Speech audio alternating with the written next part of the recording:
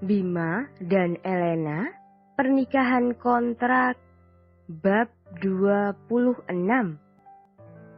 Elena baru saja keluar dari kamar mandi saat Bima memasuki kamar mereka. Gadis itu sekarang sudah mengenakan baju kaos kebesaran dan celana pendek hotspan agar luka di pahanya tidak tergerus kain. Ia kemudian duduk di depan meja ria sambil mengeringkan rambutnya dengan handuk kecil. Dilihatnya, Bima dari pantulan cermin yang dengan santainya membuka kemeja kerjanya hingga roti sobek miliknya terpampang di hadapan El. Elena masih mematung di tempat sambil tetap menatap Bima dari pantulan cermin di depannya. Bagi Elena yang masih polos, otaknya belum bisa mencerna tindakan apa yang harus ia lakukan jika berada dalam situasi seperti sekarang. Bima yang menyadari bahwa si bocah tengil sedang memperhatikan dia dari pantulan cermin tersenyum miring. Ide nakal lagi-lagi muncul di otaknya untuk menjahili Elena. Kali ini, pria itu sengaja melepas ikat pinggangnya dengan gerakan menghadap tepat ke depan cermin agar dapat terlihat jelas oleh Elena dari pantulan cermin tersebut. Kemudian, ia langsung melepas kancing celana bahannya yang langsung saja membuat Elena tersadar dan melompat kaget. "Ya, Pak Bima mau ngapain?" teriak Elena sambil menutup matanya dengan kedua telapak tangannya. Bima tersenyum miring sambil mendekat ke Elena. Menyadari hal itu, El segera berbalik membelakangi Bima. "Bapak ngapain kesini? Jangan dekat-dekat saya!" ucap Elena gusar sambil berusaha menghindari berhadapan langsung dengan Bima. Bima membalik tubuh El agar menghadap kepadanya dengan kencang, sehingga badan mungil El langsung menabrak tubuh tingginya. El lagi-lagi kaget dan refleks mendorong tubuh Bima menjauh. Namun, bukan Bima yang bergerak mundur. Justru malah tubuh Elena yang terdorong ke belakang hingga menabrak tepi kasur dan membuat dia terjatuh telentang di atasnya. Mungkin gadis manis itu lupa bahwa tubuhnya terlalu mungil dan bahkan jauh lebih kecil dibanding tubuh Bima. Bahkan, Bima tampak tak bergeming ketika Elena mendorongnya. Saking tidak terasa tenaga yang dikeluarkan oleh gadis mungil di hadapannya itu. Bima dengan cepat melompat ke atas Elena dan mengunci kedua tangan El di atas kepala dengan tangan kirinya. Sementara tangan kanannya bergerak menyusuri setiap jengkal wajah Elena hingga berakhir di bibir tipis milik gadis itu. Jantung Elena serasa ingin meloncat keluar ketika Bima terus saja menggodanya. Otak Elena benar-benar tidak bisa berpikir untuk sekarang. Bagaimana cara agar ia dapat terlepas dari kungkungan manusia kutub ini? Matanya kini bahkan terkunci oleh tatapan elang milik Bima.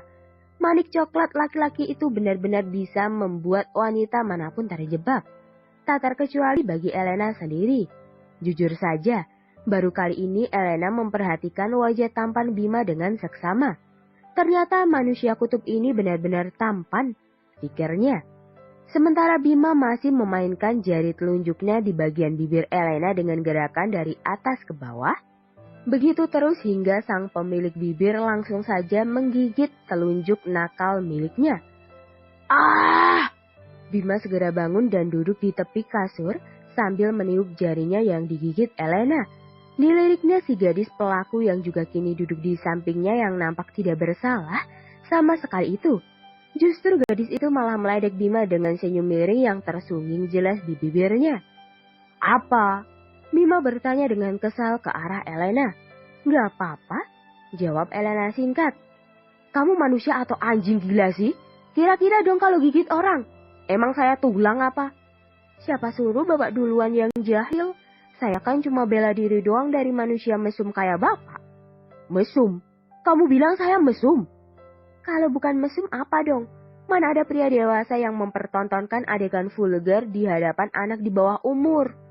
Kini Elena berdiri dan menatap Bima dengan tatapan mengadili. Bima lagi-lagi syok mendengar ucapan Elena. Sejak kapan keberanian bocah tengil ini semakin bertambah? "Kamu itu istri saya. Wajar dong kalau saya tadi kayak gitu. Toh sah-sah saja kalau misal kamu lihat saya dalam keadaan gak pakai apa-apa." "Gak, saya gak mau. Pokoknya Pak Bima gak boleh kayak gitu di depan saya. Titik." Elena berusaha tegas. Pokoknya Bima harus bisa ia buat berjanji untuk tidak menggodanya lagi seperti tadi. Karena jujur saja, adegan seperti tadi sangat tidak baik untuk kondisi jantung Elena. Sejak kapan saya harus dengar perintah dari kamu? Bima bangkit dari duduknya dan berdiri sangat dekat di hadapan Elena. Pria dewasa itu melempar tatapan menantang kepada Elena. Elena mundur selangkah, berusaha mempertahankan mimik tegas di wajahnya demi mengusir rasa panik yang kembali mendera. Ayolah, tidak bisakah pria dewasa ini membiarkan Elena hidup dengan tenang? Saya hanya akan menuruti perintah Anda 100% jika Anda adalah suami asli saya, bukan suami kontrak seperti sekarang. Jadi, tolong mengerti sedikit. Saya tidak ingin ada hal yang tidak diinginkan terjadi di antara kita sampai kontrak gila ini selesai. Bima berkacak pinggang sambil mendengus tak percaya. Jih, apa yang kamu pikirkan bocah tengil? Kamu pikir saya akan ngelakuin hal yang enggak ke kamu? Sadar dong, apa bagusnya sih kamu itu? Kali ini Bima kembali melemparkan tatapan menilai ke arah Elena. Bagus kalau Pak Bima sadar. Saya memang gak ada bagus-bagusnya. Makanya saya harap Pak Bima gak usah ganggu saya. Bapak bisa cari perempuan yang jauh lebih dari saya untuk Bapak jadikan mainan. Jangan saya. Elena sedikit tertunduk, berusaha memalingkan wajahnya dari tatapan Bima. Bagus kalau kamu sadar. Bima lagi-lagi tersenyum sinis lalu beranjak melewati Elena menuju ke kamar mandi. Setelah pintu kamar mandi tertutup, El segera mendudukkan bokongnya di kursi meja ria sambil mengelus dadanya pelan. Sesekali ia menarik nafas dan membuangnya untuk mengatur ritme detak jantungnya yang masih berdebar tak karuan, hanya karena gangguan kecil yang Bima ciptakan beberapa saat yang lalu. Bagi Elena yang belum pernah dekat dengan pria manapun, hal yang tadi benar-benar sesuatu yang baru baginya. Dan itu hampir saja membuat dia kehilangan muka di hadapan manusia kutub itu, sang musuh sejatinya. Bagaimana jika seandainya Bima mendengar detak jantungnya tadi? Tentu saja itu akan menjadi bahan bulian bagi Bima untuknya nanti. Memikirkan hal itu saja sukses membuat Elena bergidik ngeri. Hampir saja dirinya masuk ke dalam kandang serigala yang licik. Di dalam kamar mandi, Bima berdiri di bawah guyuran air shower yang mengalir deras.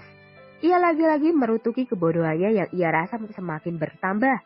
Bagaimana bisa ia lepas kendali seperti tadi? Niat awal pria itu hanya sekedar menggoda Elena dan kemudian menertawakannya. Namun ketika melihat Elena yang terbaring di atas tempat tidur dengan kaki yang masih terjuntai di lantai, membuat sesuatu dari dalam diri Bima terbangun.